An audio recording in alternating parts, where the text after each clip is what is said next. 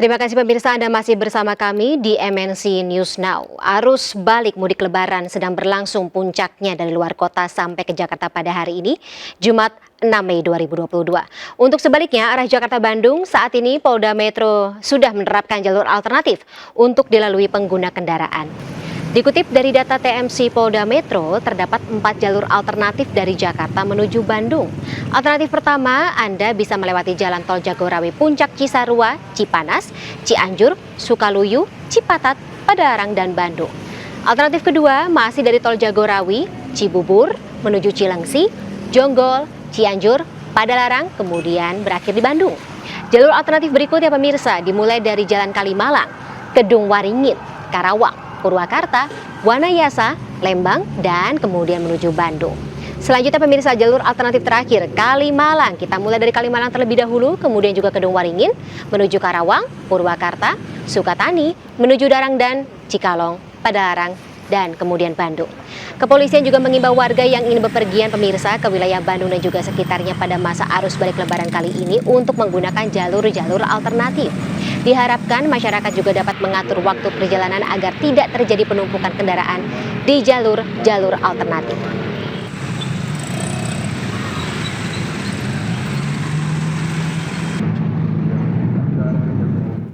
Ya pemirsa, masih kita lanjutkan dialog dengan Ketua Bidang Advokasi dan Kemasyarakatan MTI Joko Setiowarno. Tapi sebelumnya kami juga sudah mencoba mengundang Dirlantas Polda Metro Jaya, Kombes Pol Sambodo Purnomo Yogo, tapi sampai dengan saat ini beliau belum bisa mengatakan akan bergabung bersama kami sore hari ini. Pak Joko, kita lanjutkan kembali pembicaraan kita tadi terkait dengan evaluasi yang diterapkan atau evaluasi yang dilihat dari kacamata MTI. Tadi jalur darat sudah, jalur laut sudah, kemudian bagaimana dengan jalur udara, Pak? Ya, kalau udara itu relatif lebih nyaman ya, karena udara juga memang pesawatnya juga berkurang dan nampaknya ini cuma pengaturan pada saat di bandara aja, tapi kasus-kasus yang lebih tidak seperti hanya di darat lah, ya. Sampai sekarang tidak ada kasus yang menonjol ke udara, dan mungkin semuanya bisa terangkut di udara itu.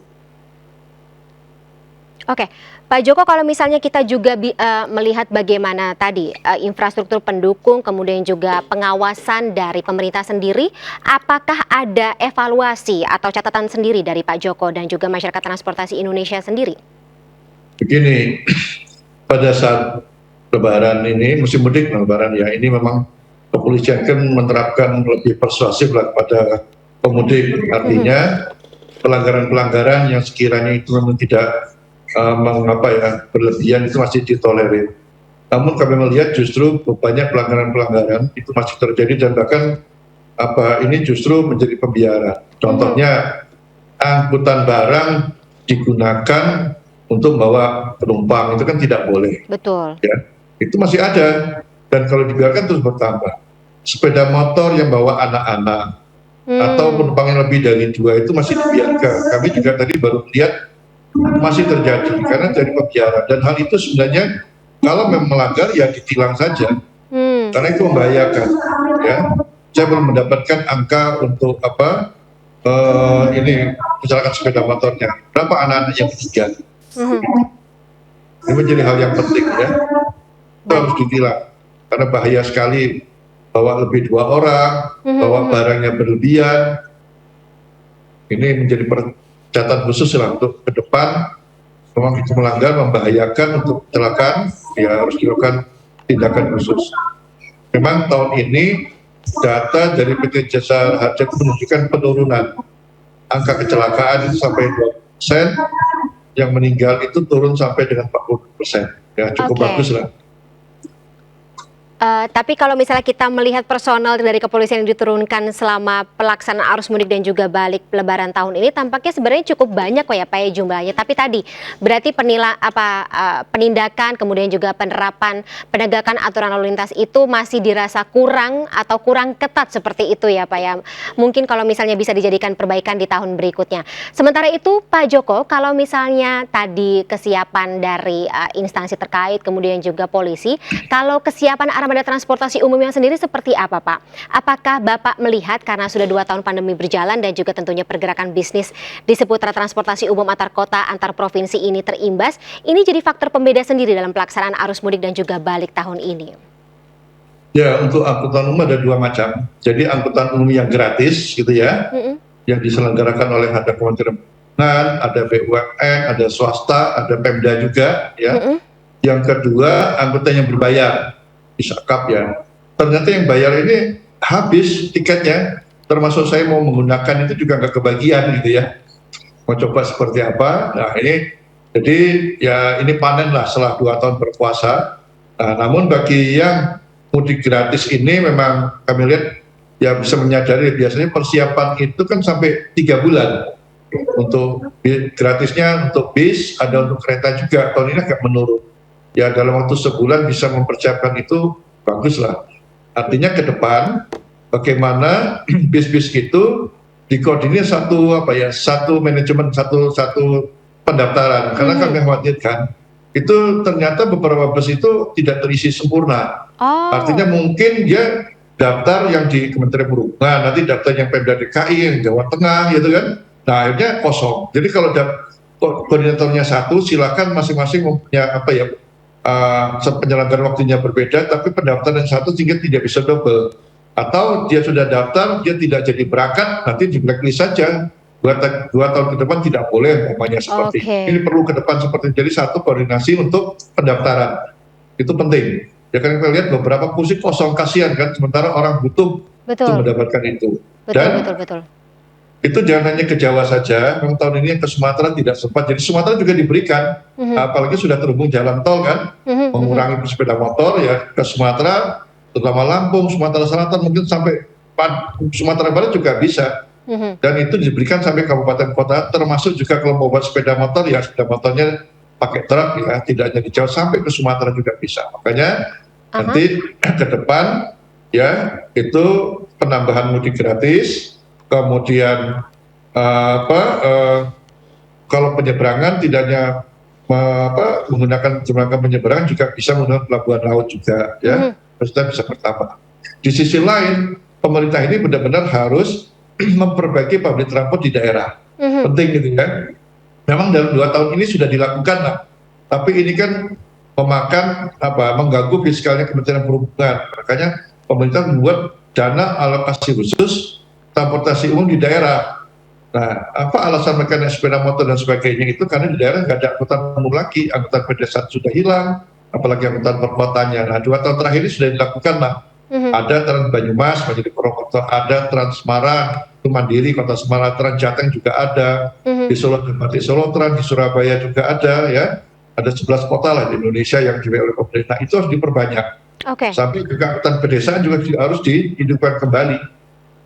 Nah, kalau dari pengamatan atau prediksi MTI sendiri, apakah ini atau sejauh apa ini akan berimbas pada pendapatan dari sektor usaha atau para pengusaha transportasi umum tadi? Saya kira mereka panen ini cukup banyak ya. Alhamdulillah Cuman berkah ya, Pak ya. ya tadi berkahnya 2 tahun puasa, jadi saya sendiri sudah berapa kali mencoba cari tiket juga habis ya. Mhm, Mungkin mereka juga sistemnya online. Dan mhm. perlu diketahui setelah terhubung jalan tol sekarang bis-bis ekonomi itu nggak ada lagi, hilang sekarang. Ya, bis akap ekonomi nggak ada lagi. Semuanya bisnya bagus-bagus. Bahkan dulu namanya bis akap eksekutif itu operasinya malam, sekarang pagi hari pun sudah ada. Ya, jarak jauh Jakarta ke Solo itu pagi hari, dulu semuanya malam. Dengan terhubungnya infrastruktur jalan tol ini, sekarang jadi pagi, tapi di sisi lain bis ekonomi jadi hilang. Nah ini yang perlu dipikirkan juga, daerah-daerah layanan bis ekonomi itu harus ada. Makanya pemerintah memetakan ya disubsidi juga. Kasihan di Pantura, Pantura itu sudah orang memiliki jalan tol, tapi mereka Mhm. tidak punya pelayanan lagi bis-bis ekonomi. Ya mereka Oh, pengennya semuanya pakai bisnya AC. Ya udahlah sekarang pemerintah memberi subsidi. mhm, Ya seperti kereta kan, kereta ekonomi subsidi AC. betul. Nah bis akap juga disubsidi. Gak apa-apa untuk melayani Pantura yang tidak dilewati oleh tadi bis-bis akap yang sudah terlanjur lewat jalan tol. Nah mereka kan jadi termarginalkan nanti ekonominya. Oke, berarti sebenarnya ini win-win solution ya, Pak ya. Tapi mungkin kalau tadi adalah berkah atau katakanlah ini potensi cuan yang akan didapat oleh pihak pengusaha transportasi. Apa yang perlu mereka di sisi lain gitu? Apa yang perlu mereka atau pihak pengusaha transportasi ini perhatikan atau diusahakan diperbaiki gitu untuk pelaksanaan arus mudik Lebaran tahun depan? Ya, tentunya sekarang itu adalah untuk ya. Iya Pak Joko? Ya, ulangi. Jadi sekarang sudah era IT seperti ini, pembelian tiket juga saya kira semuanya harus sistem online sajalah, lebih memudahkan ya. Dan saya kira dengan adanya sistem seperti ini sangat memudahkan lah pengguna ya. Dan ini juga bisa berimbas pada sistem transportasi yang lainnya. Konektivitas juga antar moda transportasi juga bisa diberikan. Jadi tidak perlu lagi orang untuk termasuk perbaikan terminal, itu penting ya. Pemberangkatan kemarin kalau dari Jabodetabek itu saya lihat baru buat terminal yang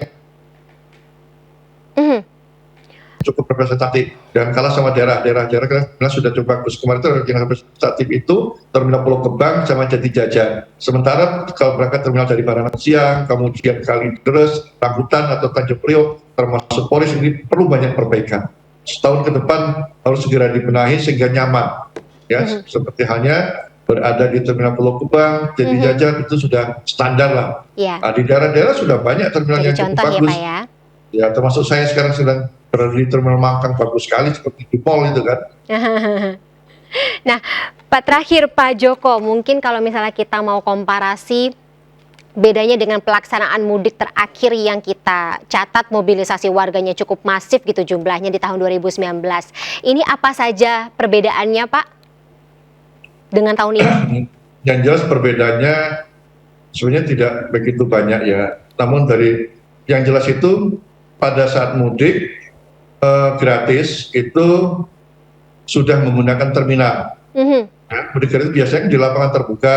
Nah, Kementerian Perhubungan mulai tahun ini berangkatnya dari terminal, artinya mengedukasi masyarakat bahwa kemana-mana itu bahkannya dari terminal, bukan lapangan terbuka. Mudah-mudahan tahun depan nanti bisa dikoordinir semuanya berangkat dari terminal, tapi tentunya terminal juga harus menyiapkan pelayanan yang bagus.